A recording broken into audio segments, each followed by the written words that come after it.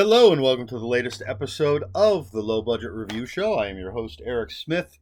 Today, I'm talking about Halloween Ends by Paul Brad Logan, and it is from Titan Books.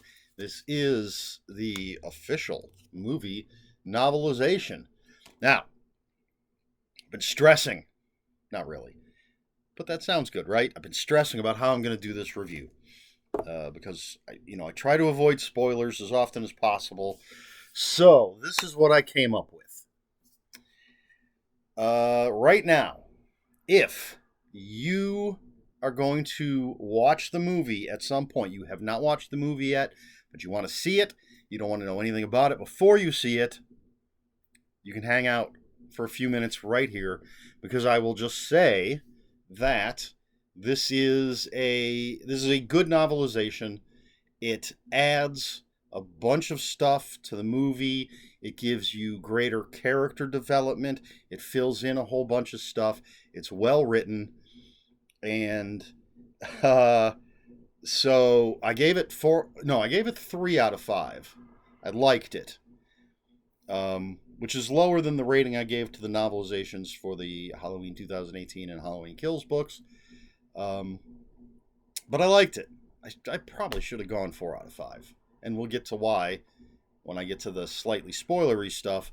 So just if you plan to watch the movie and don't want to know anything ahead of time, just know that it's a book worth reading, I think. So there you go. Now, if you don't want to know anything at all about the movie, now is the time to mute this, shut it off, whatever, because I'm going to start getting into stuff that it's things that people did not know before going into the movie. It's stuff that has caused the biggest division in opinions of the movie, I believe. I know some people that absolutely love it. There are people that, like me, that really liked it, but I know so many people that say they absolutely hated it. And it's because of certain things that we're going to talk about here. So, if you don't want to know any of that, that's fine. You can shut this off and go watch the movie. After you watch the movie, you can always come back and watch the rest of this video. But you've been warned. I'm going to get into it. So, folks, Halloween Ends. First of all, Paul Brad Logan. I keep looking at it. I'm seeing it backwards when I'm looking at the screen. I always want to say Bard, even though that's not what Brad backwards is. But anyway, Paul Brad Logan is one of the screenwriters of the movie. So, first of all, can you trust a person with 3 first names? I'm not sure you can, but that's neither here nor there. So he would, obviously have insight into the movie, the characters, and everything. And he really does, in this book, really brings a lot of stuff. So, if you're still watching, I assume you've either seen the movie or don't care. We're introduced to this new character, Corey Cunningham, with, in the movie, a great cold open, I think. And then he's basically the main character of the movie. But we also have, Laurie Strode is there. Her granddaughter Allison is there. There are other characters. And Michael Myers eventually shows up. And in the book, this book starts at the end of Halloween Kills. Literally, spoilers for that movie if you haven't seen it, I guess. Allison is on the stretcher being put in the ambulance. Her mother is up in the window of the Myers house. And then we see what Michael Myers or we're told what Michael Myers does after the very, very end of that movie. And the story, the main bulk of the story has jumped ahead 4 years. So I'm going to take a quick look. So November 1st, 2018 is where we start. And then, nope, still got that. Then we go to Halloween night 2019. That's our cold open in the movie. And then it jumps to, let's just make sure. That's untitled. Let me see. I should have double checked this before. That's not telling me anything. But I believe it's 2022 it jumps to. So 4 years from the end of the movie, but we jump ahead a year and then 3 more years. The bulk of the story takes place 2022. Okay, so we get a lot of what happened with Michael Myers in that 4 years, which is something I believe that bothered people who just watched the movie. There is a lot of stuff about Michael Myers in, well, relatively speaking, a lot of stuff about Michael Myers in those 4 years. And we get more in depth about Corey and his home life and who he is as a person. We get more about Allison and how she's felt the past 4 years. Which my biggest problem with the movie was the relationship between Corey and Allison. I didn't feel it was authentic, but the book helped that a bit. Not completely, but a bit. And we get more into Laurie Strode's headspace as well. And now this is the closest thing I'm going to get to like real spoilers. There's a scene in the movie where Michael and Corey Cunningham are eye to eye, and something happens. And I've heard a lot of interpretations or guesses as to what actually is going on in that scene. And a lot of people don't like it. This book, while it doesn't straight out explain that scene, it kind of does. Because this... Alright, this is the... Oh, I don't know if this is a spoiler. Maybe it is. So, spoiler warning for the next minute and a half, let's say. I don't know. But basically, the book explains, not just through what's gone on in the past 4 years, but it actually goes even further into the past for Michael Myers and explains essentially that the evil within Michael Myers is contagious. We see people who have been locked up in Smith's Grove in the cell right next to Michael Myers. You know, they're separated by one single wall, and how that proximity affects them, what it does to them. So we have this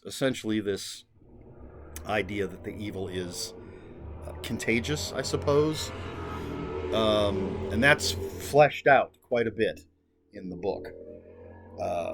So you get all of this extra stuff. And for the book, that's great. The problem, excuse me, and of course, obviously, the book is what I'm reviewing, but I do think if you need the book to make your movie better, then your movie has failed on some type of level. I found the movie entertaining. A lot of people hate it. I understand that. But it should stand on its own. There shouldn't be these huge, especially the last movie in a trilogy, there shouldn't be these huge questions, these huge debates, these things that people don't understand that are explained in the book. It should either be in the movie or should be completely excised from the movie so that it's not there. And so I wonder, since he is one of the screenwriters, or at least credited for story, I don't remember exactly what his credit is, you know, how much of what's in the book was potentially going to be in the movie.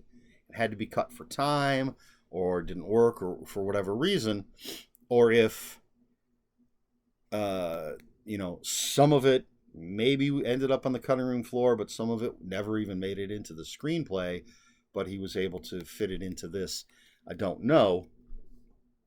But all of that being said, it is well written. It fleshes out the characters. It gives us a lot of background and backstory. I love that it fills in those 4 years, that it even goes further back. It has Laurie Strode listening to tapes recorded by Dr. Loomis, which gives us a little more insight into Michael Myers. So, as I'm reviewing this, I think I may have done it a disservice. I may have to change my rating. I may change it to 4 out of 5. When I gave it a 3, I was thinking 3.5. And I didn't want to just be overly generous and make it a 4. But now that I think about it, I think it's a 4 out of 5. Because it's entertaining. It's well written. It has great character development. And technically, you could probably read this without knowing anything else about any other Halloween story. I don't know why you would. Seems like a weird thing to do. But I think they give you enough information. They tell you that, I think, but I just wasn't that long ago that I read and reviewed Halloween Kills and watched it. So I'm afraid I might be mixing some things up. But I feel it tells you about, that I know for a fact it tells you about Michael Myers' very first murder. I assume it talks a little bit about the 1978 stuff. So I think you could technically read this on its own. But anyway, that's Halloween Ends by Paul Brad Logan from Titan Books. I'm going to bump it up. After I'm done recording all my reviews tonight, I'm going to bump my rating up to 4 stars. Because you can do that. And I think maybe after talking about this out loud, I think it probably deserves that. So there you go. Question for this video. It's going to be a movie question. Although I think it's kind of come up because I did a video about the 3 Halloween movies, the 3 recent ones. But what are your thoughts on the Halloween trilogy? I know some of you do not like them at all. I'm looking at you, DK. But for those of you who might have stumbled across this, haven't already shared your feelings, what do you think of the new Halloween trilogy? I'm a fan. I like all 3 to varying degrees. I was not a huge Halloween fan before. I've mentioned this at other times. Wasn't a huge Michael Myers fan. Halloween Kills actually kind of put him more on my radar. I think the kills to me seemed more brutal, which I was a fan of, and I was like, Michael Myers might not be so bad. He's still no Jason. Come on. And I like what was done with the 3rd movie, that they tried to do something different. So for me, I already own the first 2 on Blu-ray, and I will get Halloween Ends when it comes out on Blu-ray. And I'm definitely looking forward to digging into those special features, see what they have to say about what they did. But what about you? What are your thoughts? And you know what? I'm not the boss of you. We don't even have to limit it to just the new trilogy. You can share your thoughts on the entire Halloween franchise if you care to. Just do it down in the comments below. And if you have any comments, questions, or corrections, please put those in the comments below. Comments are open for spoilers. Just post a spoiler warning. We try to be polite here at the Low Budget Review Show. If you care to follow me on other social media, my Twitter is at Ronan5757. My Instagram, where I post pictures of books, comic books, board games, and fuzzy animals, is Eric Smith 5757. That's Eric with a K, ERIKSMITH 5757. That's all I've got. This has been the Low Budget Review Show. I have been Eric Smith, and until next time, read more books.